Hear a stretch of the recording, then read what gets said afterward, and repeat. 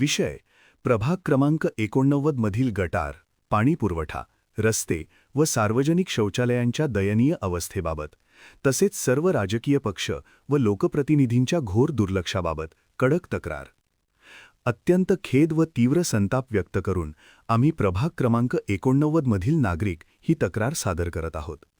आमच्या परिसरातील गटार व्यवस्था पूर्णतः कोलमडलेली असून सतत घाण पाणी रस्त्यांवर वाहत आहे. यामुळे दुर्गंधी, डासांचा प्रादुर्भाव व गंभीर आजार पसरण्याची भीती निर्माण झाली आहे. पाणीपुरवठा अनियमित, अपुरा व अनेक वेळा दूषित स्वरूपात होत आहे. परिसरातील रस्ते अत्यंत खराब अवस्थेत असून मोठमोठे खड्डे पडलेले आहेत. त्यामुळे नागरिकांना, विशेषतः वृद्ध, महिला व लहान मुलांना प्रचंड त्रास सहन करावा लागत आहे. सार्वजनिक शौचालयांची अवस्था अमानवीय झाली असून स्वच्छतेचा पूर्ण अभाव आहे. ही परिस्थिती बृहन्मुंबई महानगरपालिका व संबंधित यंत्रणांची घोर निष्काळजीपणा व असंवेदनशीलता दर्शवते.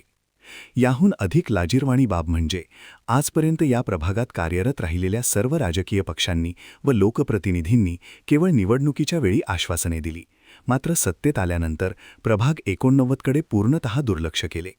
वारंवार तक्रारी करूनही कोणतीही ठोस किंवा कायमस्वरूपी कार्यवाही करण्यात आलेली नाही.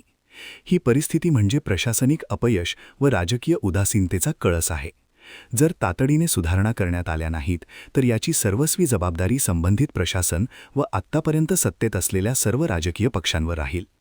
तरी आपणास कडक शब्दात मागणी करण्यात येते की प्रभाग 89 मध्ये तातडीने पाहणी करून गटार, पाणीपुरवठा, रस्ते व सार्वजनिक शौचालयांबाबत तातडीने व वेळेत कायमस्वरूपी उपाययोजना करण्यात याव्यात. अन्यथा नागरिकांना लोकशाही मार्गाने तीव्र आंदोलन करण्याशिवाय